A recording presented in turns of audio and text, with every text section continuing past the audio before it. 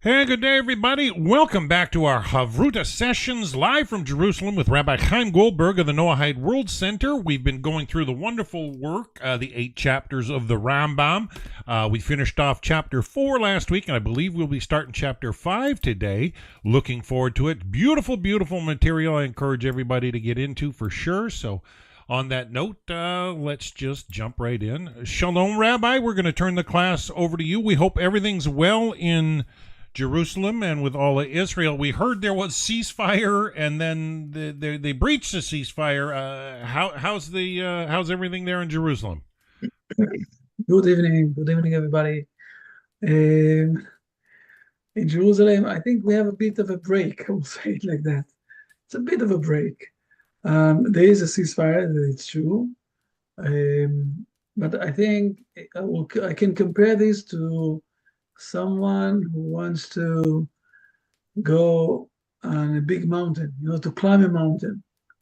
When you want to climb a mountain, like for the example, the Everest or something like that, so it will take you a few days. And from time to time, you need to rest, you need to do some sort of a stop, whatever it is. You can't go in one glance, from down up there. And what's happening today is that the Israel state, in a very clever move, I will say, did some sort of a break from the wall and managed to break also the unwritten deal, I will say, between the north and the south, Hamas in the south in Gaza and the Hezbollah in the north. And this is something that is giving us a bit of, we can have a bit of an air to breathe something, to get a bit of a strength and everything. Except for that, also that the United States, this specific government, okay, that is going to move away another 2 months or a bit less than that. They stop sending us weapon and things like that we need to have for winning, and they're also forcing us to do a lot of nonsense. So it's a bit of we are managing to climb the mountain of It's a dealing with transition period for sure. Yes. especially that we want to fight against the Iran, who is organizing nuclear weapon. And this is something that is going to frighten not only the Hebrew nation, but the whole world. So we're doing a bit of a rest. In Gaza, we didn't finish everything, and we still have a lot of hostages. And it's unbelievable. It's unbelievable that in the 21st century that we are now, we have a great amount of people that are being hostages by not by a country, but by terrorist people who are among civilized people that are not involved, but they are fully involved. It's a bit of a shame what's happening. But again, it's much more calm day now. It's much more easy days for us. A bit more, So still soldiers are dying and things like that. Hopefully, with the help of God, we will manage also to go to the next stage.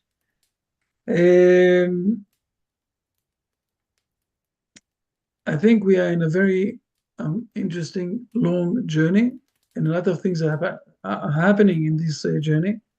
For example, no one expected what's happening now in Syria, okay, where suddenly people jumped up and started to fight again um, Hezbollah. against the Syrian people.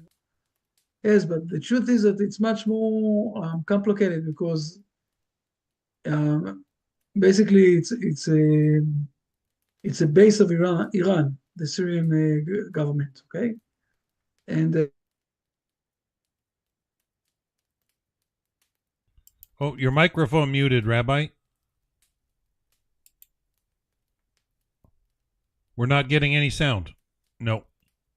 You were talking fine, and then it stopped halfway. It's not your Zoom and mic. now that I'm speaking, can you hear me? Yes, now we can. There you go. You're good. I think that I have a problem on the internet. So what I will say that we in a move of we'll see what's happening. It's only it's a break time. It's a timeout of the war, but who knows?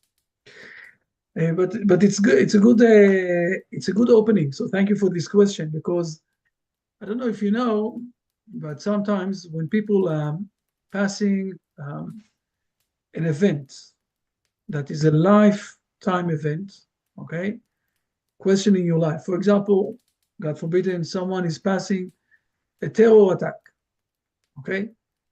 So it's a moment that he's starting to ask himself, what is the purpose of my life?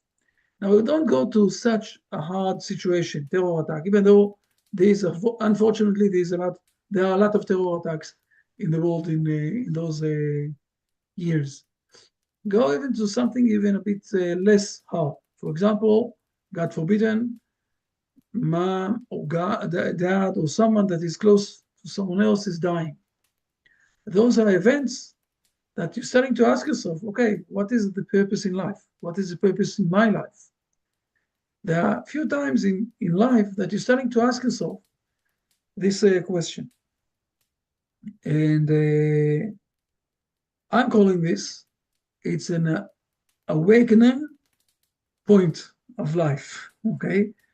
The real walk, not the bluff one that we have today, the real one, okay? Where we saw already in Genesis, okay, for example, we saw in Genesis that God put Adam to sleep to build up Eve from Adam, but he never woke him up.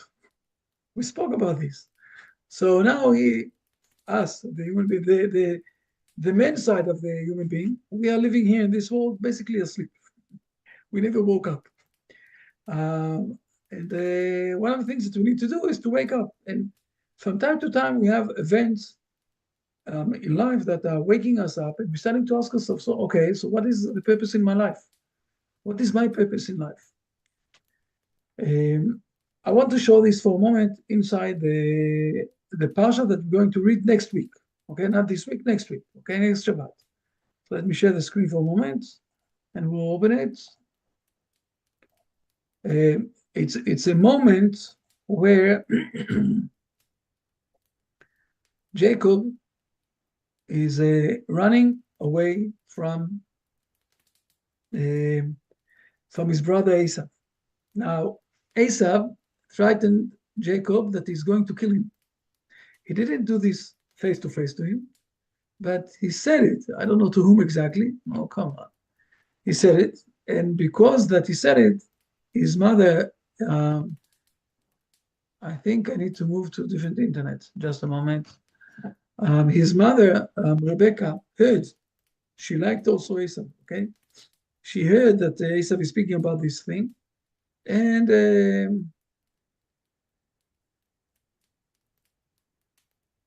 just a moment, let me see that it's working.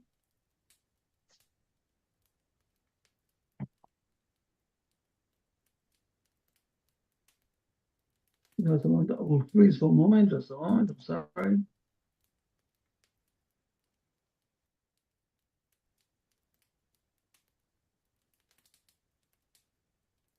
Okay. Now think for a moment, can you hear me? Excellent. See, now it's working. Now think for a moment, okay, let's go to this, let's start with things at the end of this parsha that we read yesterday, okay, and from there we will continue to things that are going, I went too much, just a moment. No. Okay.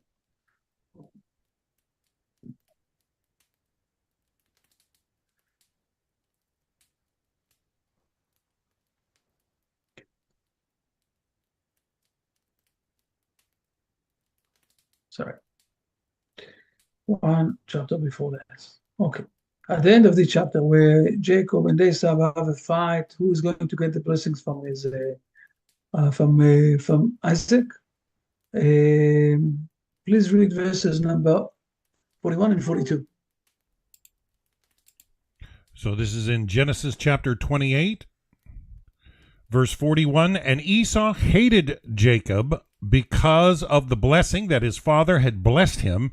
And Esau said to himself, let the days of mourning for my father draw near. I will then kill my brother Jacob.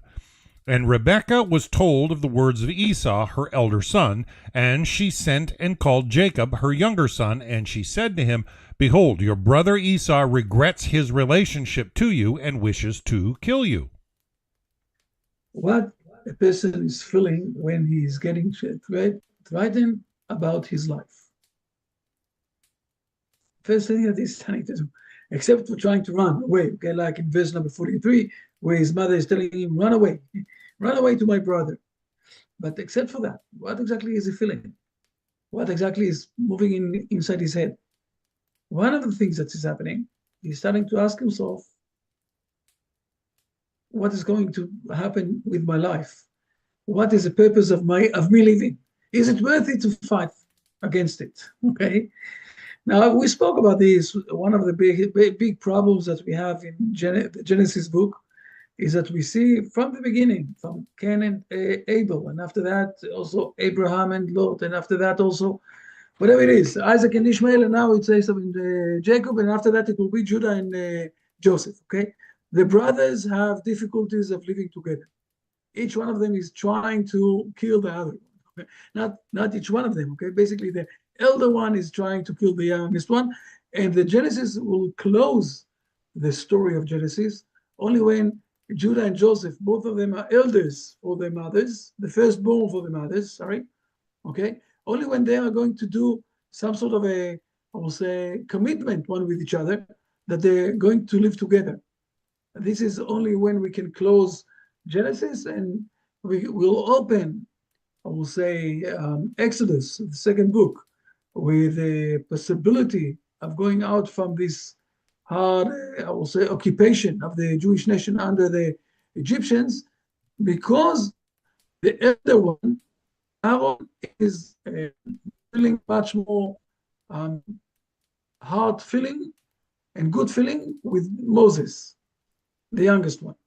So we see there that already I will say, the redemption, the beginning of the redemption of the Genesis book. Fair enough, but this is not the story now.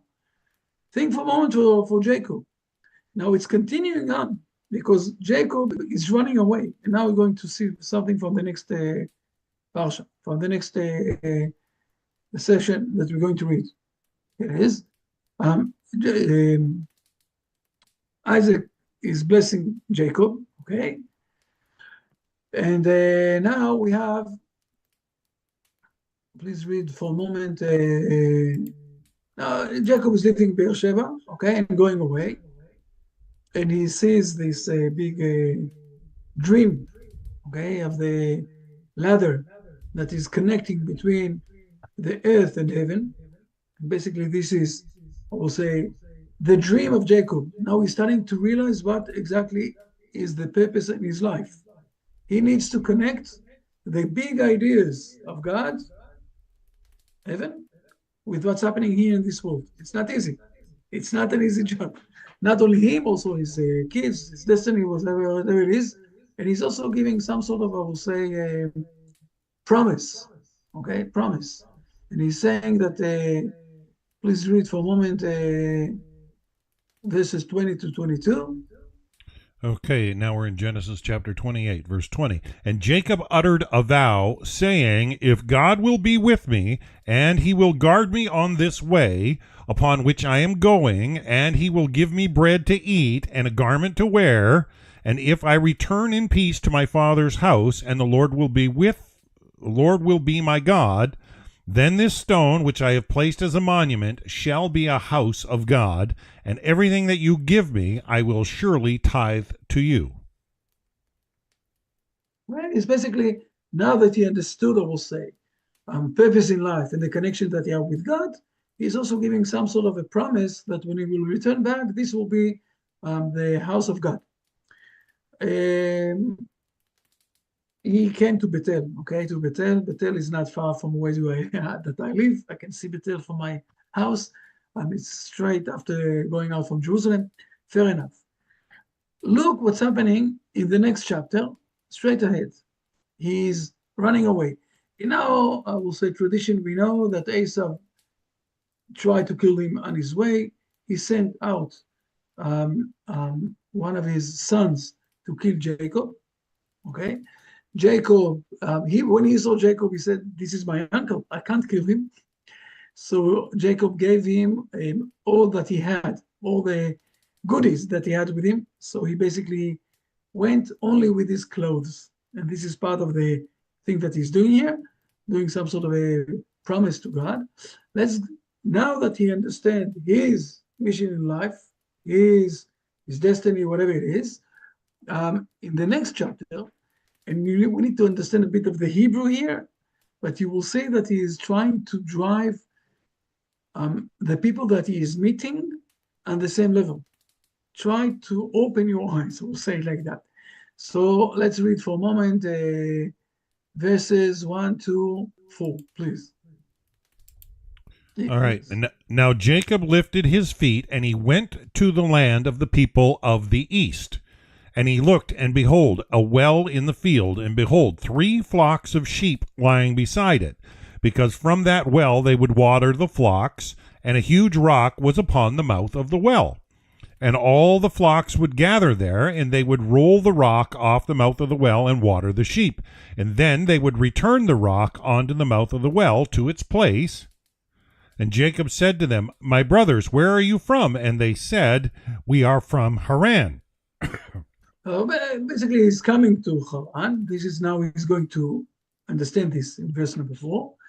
The reason why they're playing like that only together they can move the rock, and then they're putting the rock together, is because nobody is trusting that anyone else will, I will say, won't steal from him the water. Water is something very expensive. It's not like today that you open that you have in each, I will say, house, some sort of a water, and you can buy it in every supermarket or whatever it is. It wasn't such, I will say, obvious for everybody to have water, so then don't trust one each other. Now the question, what is the question that he's asking them? Where are you from? You can read this question in few levels. The first level, okay, the simple level is that he's asking them, what town is this? Okay, in what town I am? From where are you? From where did you came? From what town did you came? And they're answering him, okay? They're answering him that they came from Haran, where his uncle is living. But this is not exactly, I will say, the simple question that is going here, and especially not in the Hebrew side. In the Hebrew, it says, Me'ayin atem. It's just like God asked Adam straight after the sin, where are you? Lost your way. Okay? And this is what Jacob is asking. Jacob, with his dream, when he ran away from Esau, when he needed to ask himself, what is the purpose of my life? He's coming with a full intention. I know my purpose in life. Where are you? Where are you from? From where did you came? Where are you going to? Those are the questions that Jacob is asking. And the answer that they're giving him, and in Hebrew it's going well, okay? The word Haran in Hebrew is I will explain this in this way, okay?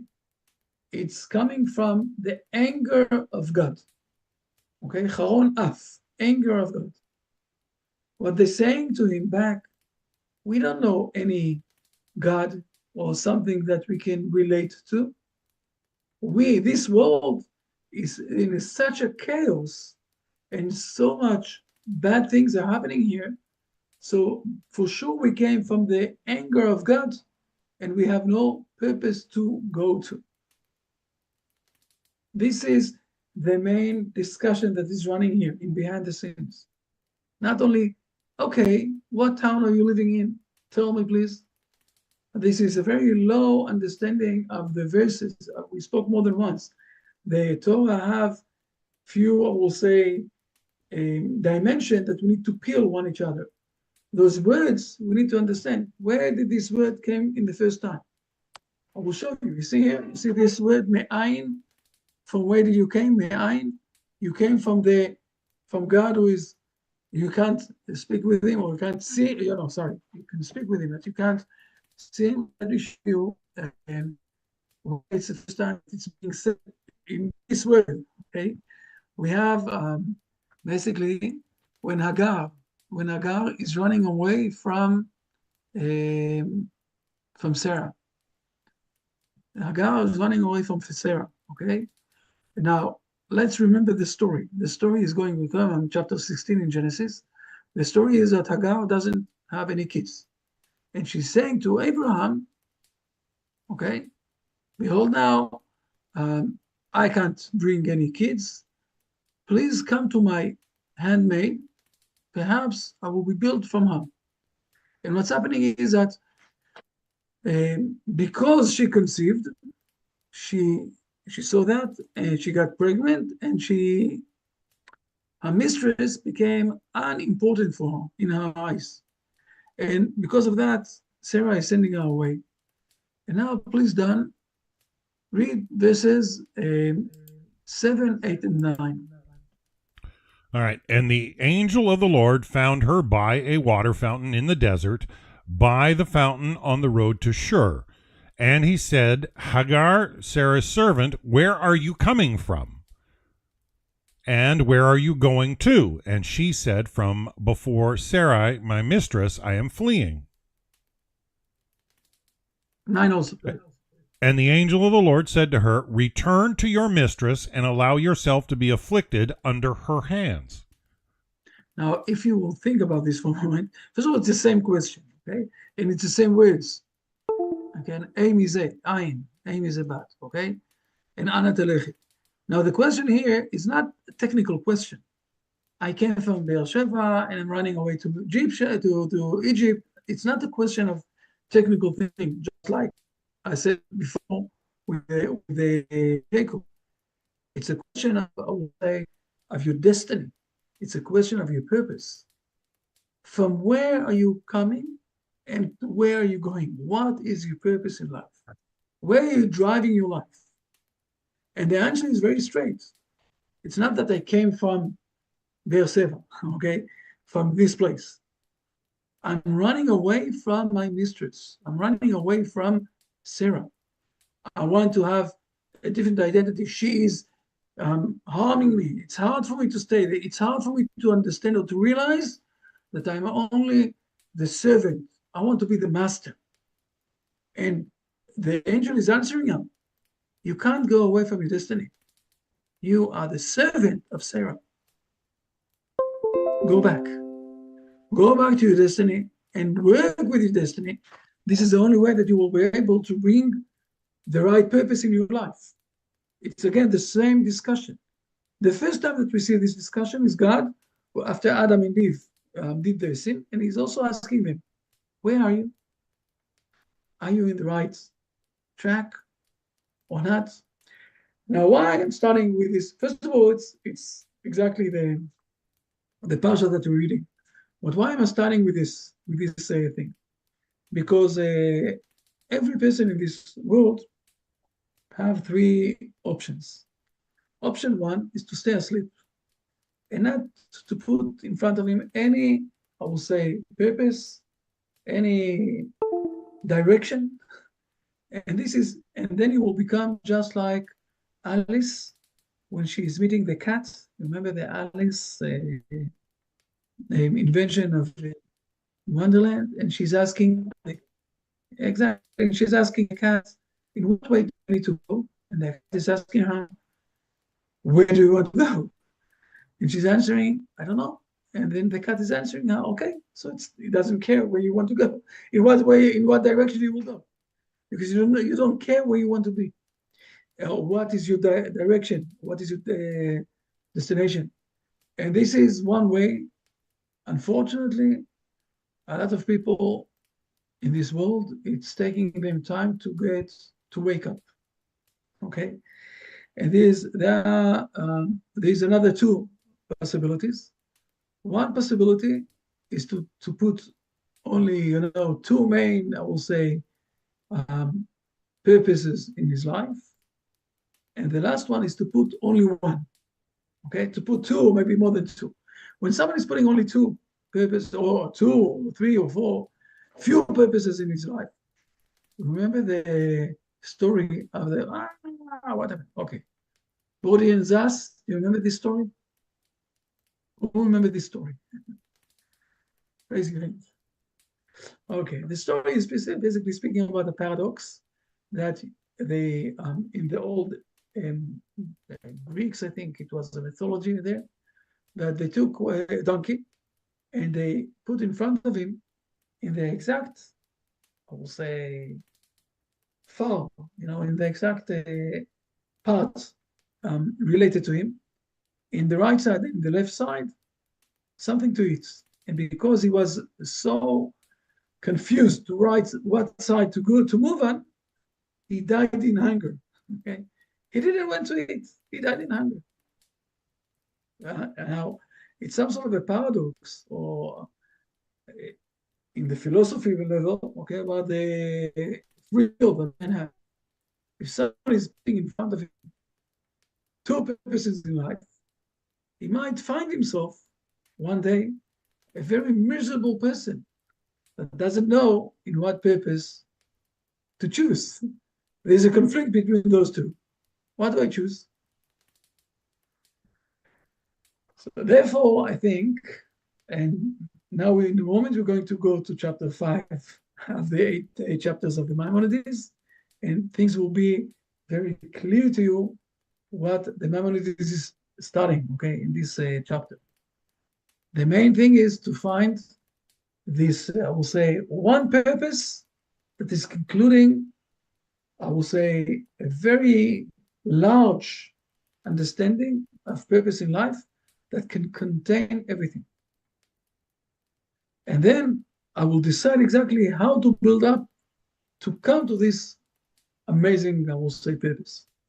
Now, first of all, people are supposed to move to the stage that they're starting to ask themselves, okay, do I have a purpose, a real purpose in life? Not, something that I'm running away because the flow is moving me from one stage to another stage. Most of the people, especially in the beginning of life, okay, they're in the kindergarten. They don't think about those things, okay?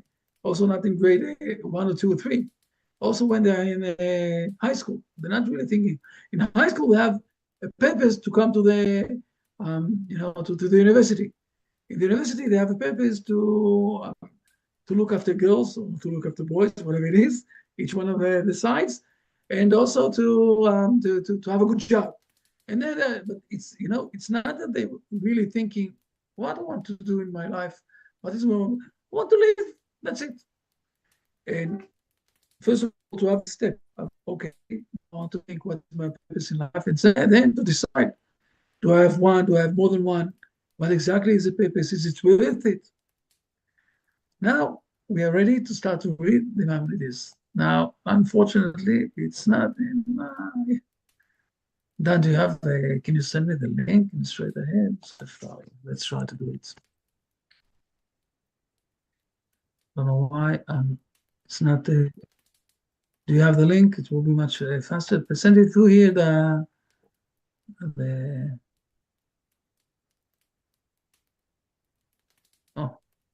to the.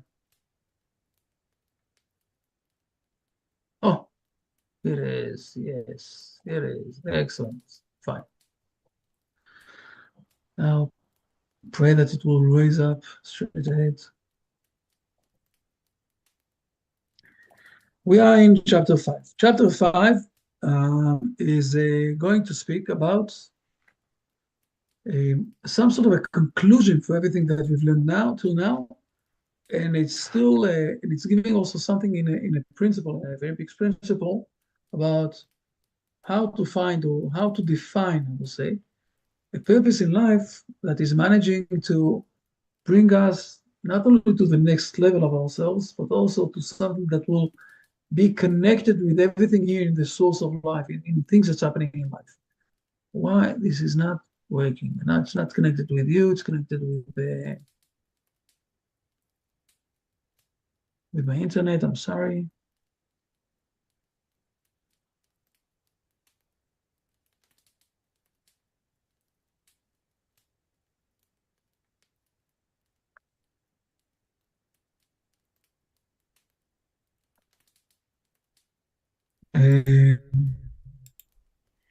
I see we I have think that Travis Cox and Ermelinda are watching online, Rabbi. Ermelinda's driving, so she regards, can't join. warm Yeah. regards. What? Warm regards. What? Dan, is it open by you? I'll stop the share and try to share it to you, maybe.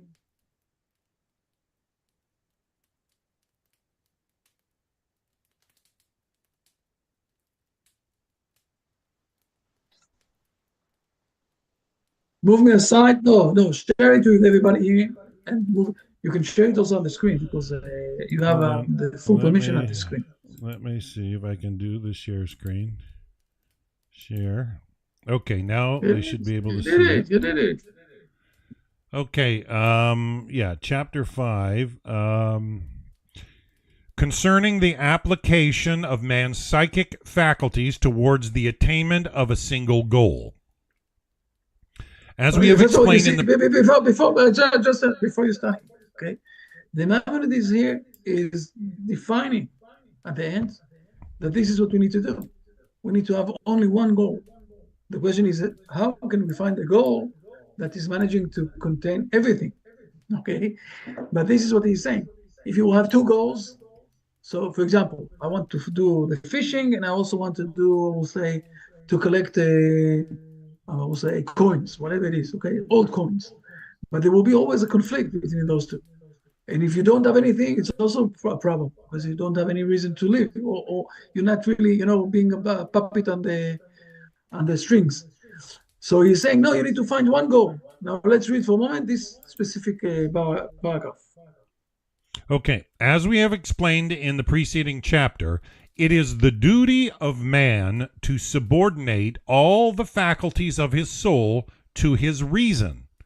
He must keep his mind's eye fixed constantly upon one goal, namely the attainment of the knowledge of God. May he be blessed. As far as it is possible for mortal man to know him. Consequently, one must so adjust all his actions, his whole conduct, and even his very words that they lead to this goal, in order that none of his deeds be aimless, and thus retard the attainment of that end. Very sound advice. The mindset that the Maimonides is telling us, maybe we need to read one more sentence, but never mind now. Okay, we'll read it in a moment. It's a very interesting way to think, okay? And it's a bit related also with the things that we've learned till now. And I will say this in a very simple words, and it will start to be very clear to all of us. God didn't create it, I will say, God didn't create it only the religious of this world, all the whatever religious that you want to take. God didn't create it only the religious side of the world. God created the whole world. Therefore, if the aim, I'll say, okay, of your life is to get connected, okay, constantly with this goal of being connected with God, learning God, understanding his ways through this world. So everything that you do in life, if this is what you want to do, what you want to achieve, everything that you will do in life could be connected with this goal, with this, I will say, purpose. And you will get not only strong, or you will get also very powerful with this relation, with this connection with God. It's amazing what the Maimonides is doing here. Now, he's not explaining 100% how to do that. He's going to explain a lot of interesting things. It's not the things that he's going to explain too much in this specific book. We'll see in a moment other places that he say, oh, I'm not sure that in the moment, but if not today, so next time. But this is some sort of an understanding, a profound understanding, that here in this world, we can get connected with God for almost everything. Now, if I will jump back to what to the exact words in Hebrew that Jacob asked those people on the well, just like with the Hagar, that she was founded on the well, okay?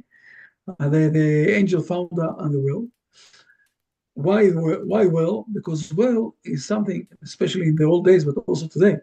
Also today we're using wells, but we don't see them because we're in a modern world. Okay, we're sitting in the cities, so we don't see the well. But the well is something that is all the time giving life. Okay, and the main question in Hebrew is, he is not only asking them.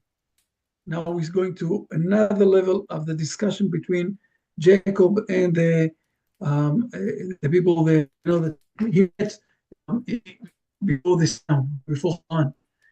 He's not only asking them, where are you coming from? Not only on the level of the technical level, but also not only on the purpose of life. Where are you coming from? Where are you going to? He's also stating to them, the word where in Hebrew is me'ayin. He is stating to them that you are coming from God, that he is above everything that we see here. He is something else. He is something that created all of this that we have here. Therefore, we all came from him. And the purpose of life for us is getting connected back with him. How can we get connected back with him here in this world? Through the world that he created. And this is what he saw, Jacob, in the dream. What exactly he saw in the dream? He saw a ladder that is, he was in the middle of the ladder, and the ladder is pointing downwards to the ground and also pointing upwards towards God. And the angels are trying to connect between those two. And his mission of life is to connect those two, to connect what's happening in this world with a spiritual side that God is giving also, and to bring the unity of this world. And the spiritual side is the side of the unity, okay? And I will say the life of this world is coming from one source of life, God. So we are all connected. Each person in this room, in this Zoom room, okay? Or those who are listening to us on the other side of the internet, okay? Wherever you are, we are all through this connected one with each other, and there is a possibility of connecting us together. And this is what he's telling them. Not only telling them what country you came from or what is the purpose of your life. He's also saying to them, we all came from God. Therefore, we are all brothers. My brothers, from where are you? We all came together from God. And the answer that they're giving him, no, the world is a chaos. No one is guiding this world. Haran is a chaos in the Hebrew words, okay? It's a chaos. Nobody is guiding this world. We have no connection with God. And he's looking at them and he's saying to them, you are miserable people.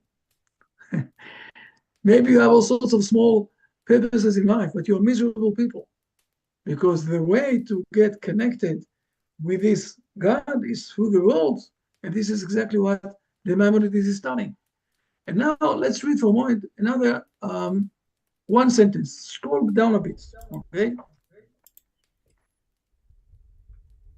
Only the first sentence, please. So his only design. So, if this is the main his thing, only design in eating, drinking, cohabiting, sleeping, waking, moving about, and resting should be the preservation of bodily health, while in turn the reason for the latter is that the soul and its agencies may be in sound and perfect condition, so that he may readily acquire wisdom and gain moral and intellectual virtues, all to the end that man may reach the highest goal of his endeavors. Enough. First of all, you see, he's also speaking about the ladder. See that? Starting to realize what the Maimonides is speaking here. There's a ladder between what we see in our eyes. As I said, the question, from where are you? I came from this town. No, but I'm asking a bit more in profound questions, more in-depth questions.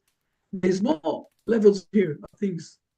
And one of the most important things that we have as human beings, and we've learned this already in the Maimonides, but we also learned it also all the time in Genesis, is that we as human beings, the difference between us and the animals is that we have the possibility of giving meaning to the things that we are doing, to the actions that we are doing. The meanings that we can give inside, that we can put inside, is our thoughts. This is the meaning that we're putting inside to the actions. The animals don't have this possibility. Wow, that's because a huge we have a thought. freedom of choice. And this is what the Maimonides is explaining here. Now, if my aim is to get connected with God, with his, to imitate his behavior, to get close to him, to be very connected with him, so everything that I'm doing could be something that is supporting this thing. Because the question is, when I'm doing those things, what is the idea and what exactly, what is the meaning that I'm putting to those actions? Separates us from the animals for sure. And this is why, if we're doing something, now we're starting to realize also something a bit different, okay, I will say, that is related to repentance. If someone is doing, God forbid, something bad, okay, so he is putting a bad meaning to his action. Now, who said that the action and my meaning is being separated?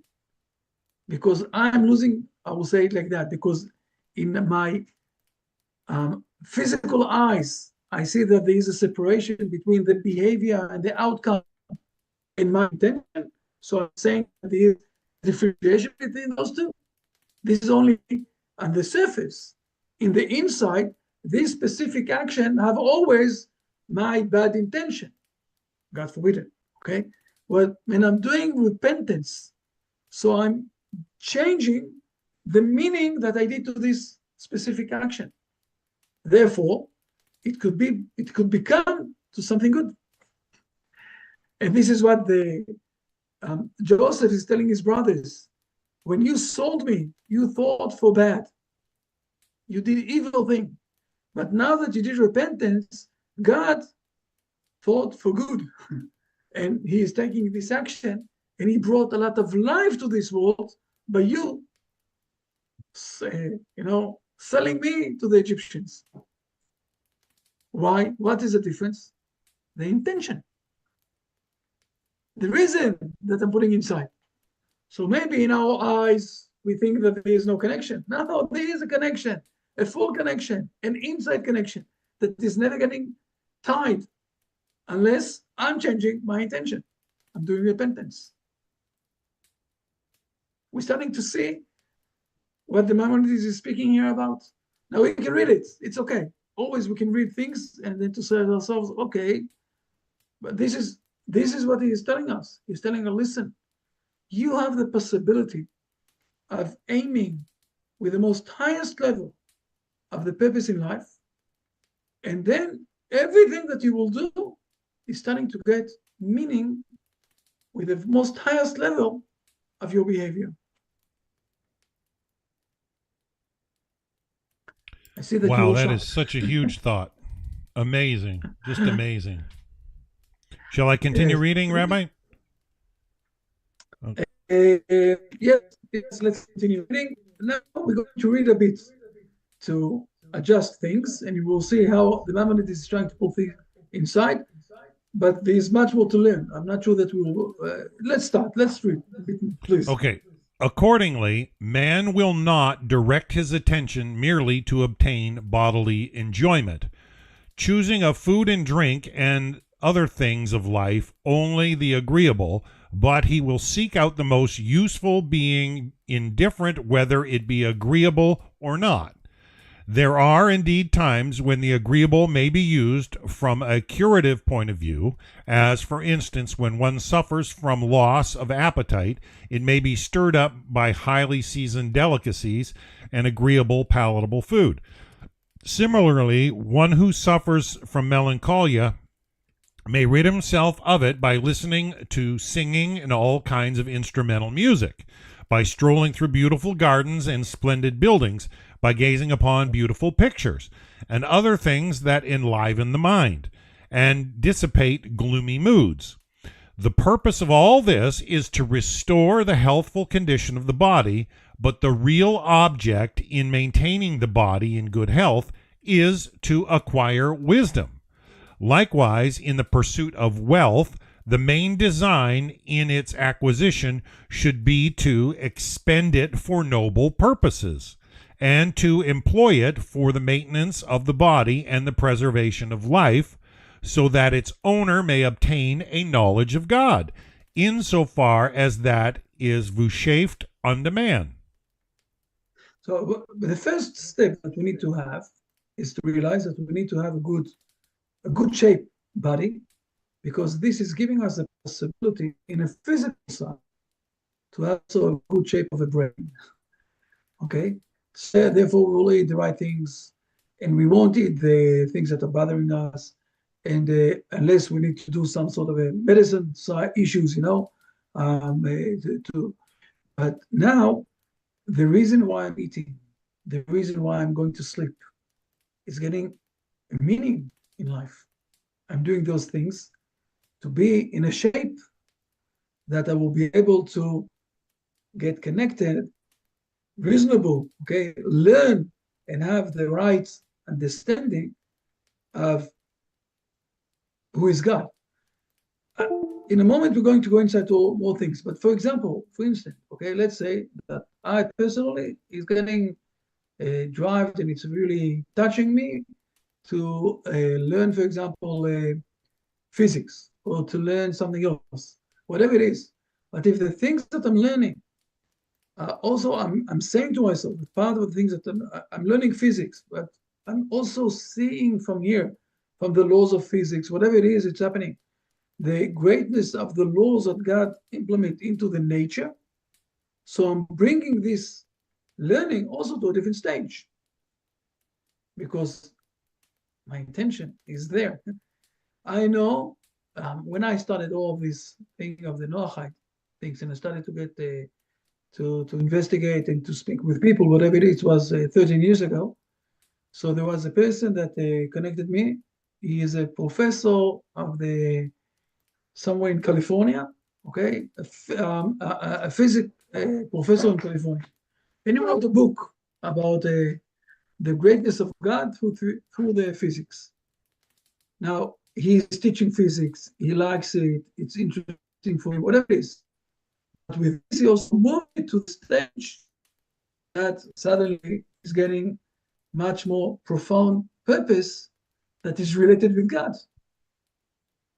Okay, now the same thing that what the Maimonides is speaking here, the beginning of everything is how to treat your body in a way that it will stay strong, and you will be able to learn, okay, to use your main part of the body, the brain, in the right way to achieve the maximum that you can achieve in your life. Let's continue on. Again, there will be more things that we will speak. I think that let's continue on with the next part, please. Okay, part 3. From this point of view, the study of medicine has a very great influence upon the acquisition of the virtues and of the knowledge of God, as well as upon the attainment of true spiritual happiness. Therefore, its study and acquisition are preeminently important religious activities, and must not be ranked in the same class as the art of weaving or the science of architecture. For by it one learns to weigh one's deeds, and thereby human activities are rendered true virtues. The man who insists upon indulging in savory, sweet-smelling, and palatable food, although it be injurious and possibly may lead to serious illness or sudden death, ought, in my opinion, to be classed with the beasts. His conduct is... Just a moment. Look what he's telling you. He's saying something amazing. He's saying if someone is allowing himself to harm himself, okay, by eating the wrong things, not to eat, poison, but to eat the wrong things that are going to bring him to a stage. God forbid you have a heart attack. God forbid you have diabetes and heart attack. Yeah. What is the difference between him and animals? If he can't control himself, yeah. There's no meaning put into his actions. It's animalistic. Now we're starting to realize why the Maimonides. He was a big doctor. I don't know if you know that. Part of the things that he did, he was a big doctor for the king in Egypt. Egypt, yeah. And he was one of the biggest doctors. He wrote 8 books about medicines. Okay, the Maimonides, except for the books that he wrote in Hebrew for the Hebrew traditions. Okay, so let's continue on. Okay, his conduct is not that of a man insofar as he is a being endowed with understanding, but it is rather the action of a man insofar as he is a member of the animal kingdom, and so he is like the beasts who perish. Man acts like a human being only when he eats that which is wholesome, at times avoiding the agreeable and partaking of the disagreeable in his search for the beneficial. Such conduct is in accordance with the dictates of reason, and by these acts man is distinguished from all other beings. Similarly, if a man satisfy his sexual passions whenever he has the desire, regardless of good or ill effects, he acts as a brute and not as a man. It is possible, however, for one to shape one's conduct entirely from the point of view of utility, as we have stated, with no aim beyond that of maintaining the health of the body or guarding against disease. Such a one does not deserve to be called virtuous, for just as he strives for the enjoyment of good health, another like him may have as his aim the gratification of eating or of sexual intercourse, none of which actions lead toward the true goal. The real duty of man is that in adopting whatever measures he may for his well-being and the preservation of his existence in good health, he should do so with the object of maintaining a perfect condition of the instruments of his soul, which are the limbs of his body, so that his soul may be unhampered and he may busy himself in acquiring the moral and mental virtues. So it is with all the sciences and knowledge man may learn. So first of all, the first step of everything, of this main purpose of life, getting connected with God, is knowing how to deal with your body in a health way, to bring it to the right stage, so you'll be able to use it in the best way of acknowledging God. It's not doing those things, but to do them in the right way, not to do them in any extreme side, I will say it like that, like we saw before. Now, because we still have time, let's read also the next paragraph. And we can see that it's not a long one, because he's going to another stage. Another stage, please, let's read it. Okay? Okay, part 4. Concerning those which lead directly to this goal, there is naturally no questions. But such subjects as mathematics, the study of conic sections, mechanics, the various problems of geometry, hydraulics, and many other of similar nature, which do not tend directly towards that goal, should be studied for the purpose of sharpening the mind and training the mental faculties by scientific investigations, so that man may acquire intellectual ability to distinguish demonstrative proofs from others, whereby he will be enabled to comprehend the essence of God. Yeah, understanding order for sure. So there's basically what he's saying here, that there are two ways of, now that we're starting to move to the side of the brain of the human being, okay? But there are two ways you can learn a lot of things just to be knowledgeable person, or maybe even to be a very smart person. But it's not worth it, okay? It's more or less, I will say something, I'm not sure that I will be able to explain this now, okay? Something for maybe for, if you remember, ask me next time and I will explain this a bit more, okay? We'll open with this. The snake, okay, in the beginning of Genesis, is a person, is a human being, I will say like that, that is have a very high level of knowledgeable understanding of a lot of things, but is not bringing them towards good or bad. He was a very smart person, this snake there, that took Chava, Eva, and tempt her to eat from the forbidden tree. Okay, so there were two, I will say, human beings there in chapter 3 of Genesis. One was Adam, and the other one was the snake.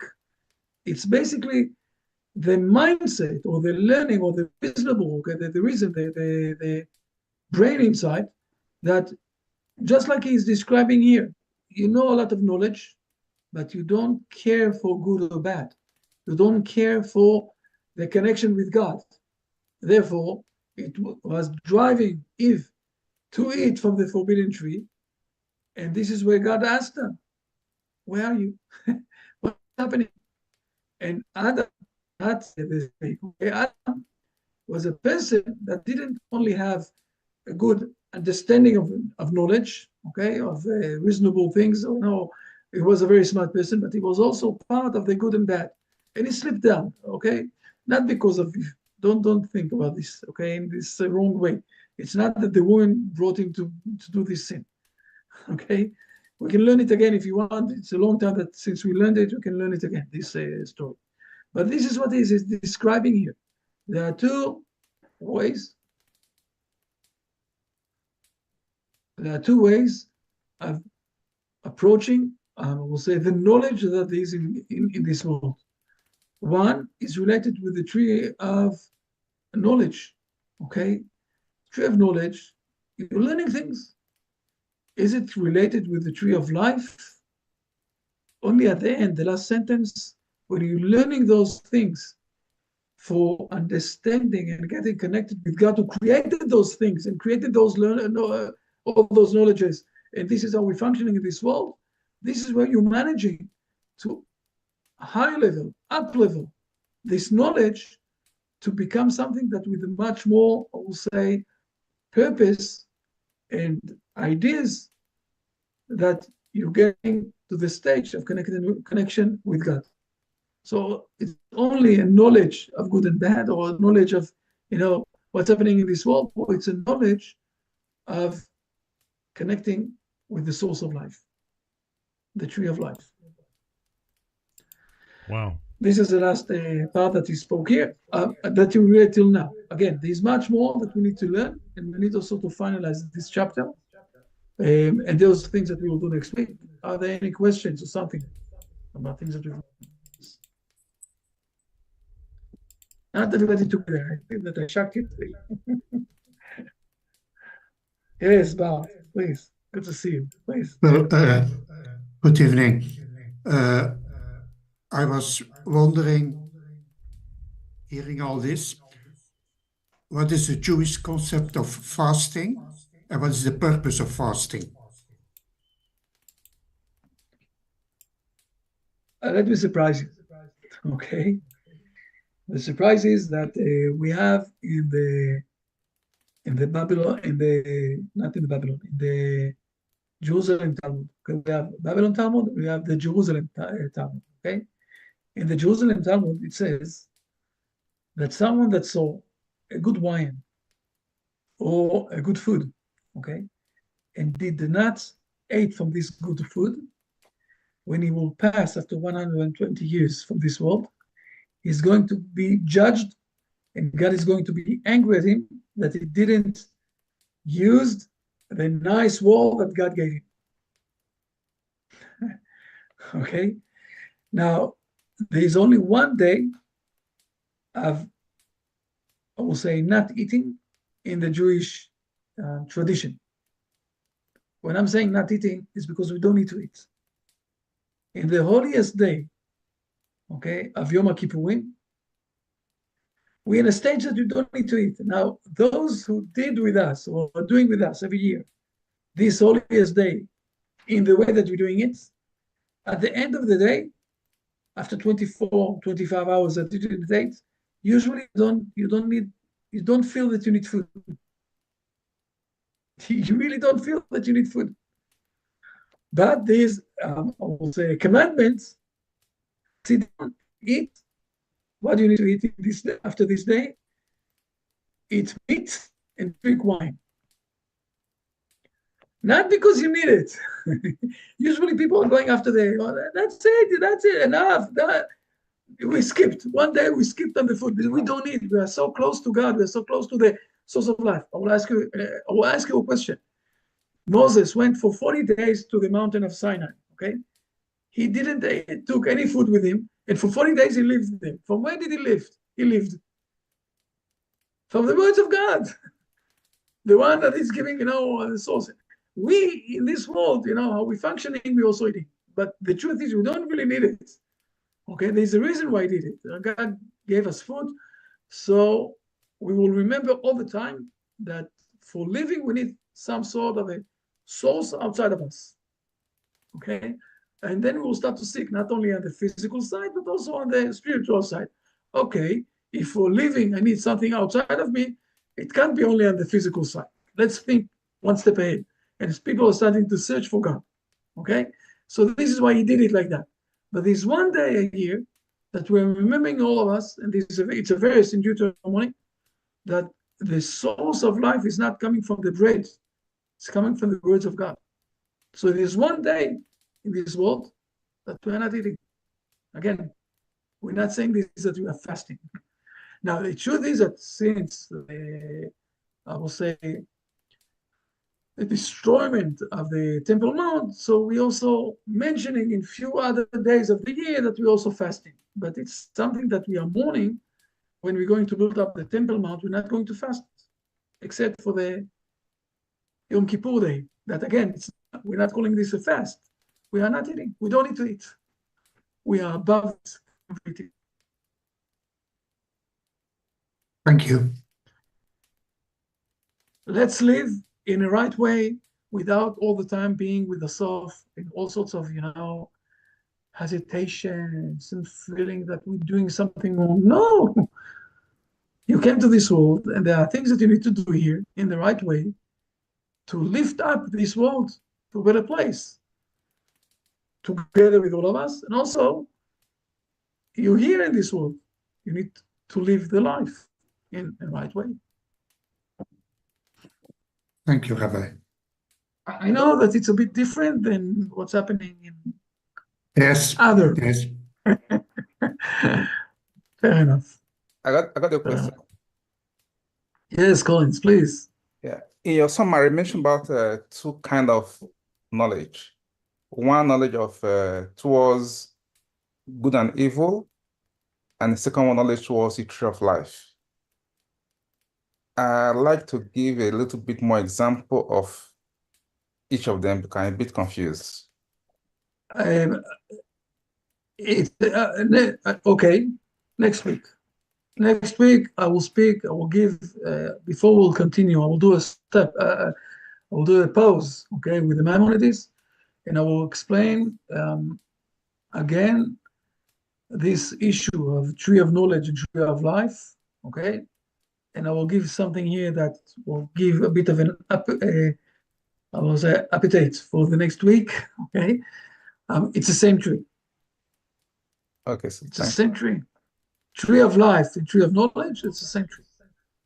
Okay, tree good and bad, and tree of life. Rabbi, can you take a question from Ermelinda on YouTube? She says Yes. in the book of Okay, I give you an answer. Next one. Yes, please. Okay, Ermelinda says, in the book of Jonah, Noahides made teshuvah and fasted. Why do modern day Noahides don't fast? I'm not 100% sure that they did the fast. It's written down also that they did fast. I think they sacrificed things. Sorry. I understand what she's speaking about. She's not speaking about the sales, okay, those who are in the water. She's speaking about the Nineveh people. God sent a messenger to the Nineveh people, okay, to this big city of Nineveh, and he said to them that they are going to be all killed, just like he did with, for example, Sodom and Gomorrah, because of their bad behavior. So they did a repentance, and the repentance contained a few things. One of the things that they said, we're not going to enjoy anything from our life now because we want to show that we are serious with this thing. It's a personal issue that happened in a specific occasion. It's not something that unusual. You don't need to order, to do fast. As long as we're adding meaning to our teshuvah, it's sufficient, right? As long as the meaning is there with our teshuvah, there's no need to fast. Okay, she says thanks. No, not a problem. Fair enough. Anybody else have any questions for the rabbi before we wind down? I heard it was Angelica's birthday yesterday. Oh, Who? It was Angelica's birthday. Happy belated birthday, Ange. Oh, so, Angelica, please bless all of us. Bless us. This is your time. Oh, good. It's all good. I just want to say something about my granddaughter. We had a really good talk yesterday, and she said, you know what, Grandma? I'm looking for knowledge. So the knowledge I'm looking for is to change the court system and how it works. So I want to become a lawyer. And becoming a lawyer, I also want to implicate like a moral situation, because our moral situation now is not good. So she wants to become a lawyer. So that's her knowledge. And then she wants to bring in what God had put for us to live by. And so I thought, oh, great. Like I was just flabbergasted. I thought, wow, it's good meaning. So good meaning for getting involved in the court Yes. system. Yeah, if she's going to bring good meaning to it and possibly have a good career, be able to affect change, maybe someday become a judge herself, and Yes. who knows the direction that Hashem has for her. So yeah, it's good That to is see her. the light bulb on. Yeah, Yes, thank you, Hashem. that's worth smiling over for sure. Very good. Very good.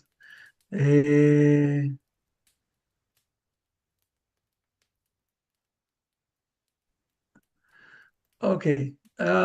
I need to go again to other things, but hopefully next week. So we will start with this issue of knowledge, a tree of the Right, that Collins asked. good Yeah, and bad, and the tree of life. I will start with this. and we'll finish chapter 5. This a bit more. And sorry.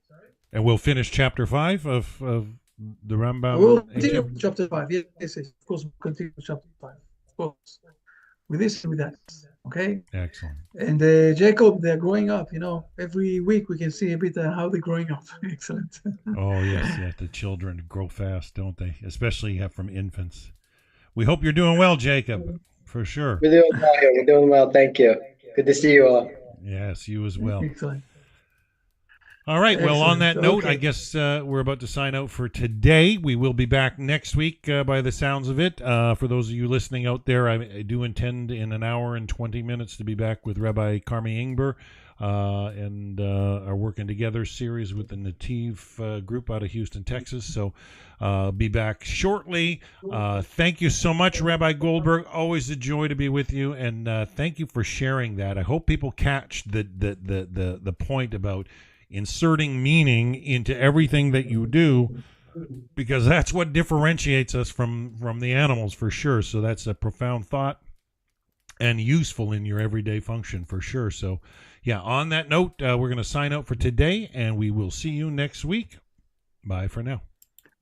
Bye, Thank you. everybody. Goodbye. Bye, bye, everybody. Bye. Thank you.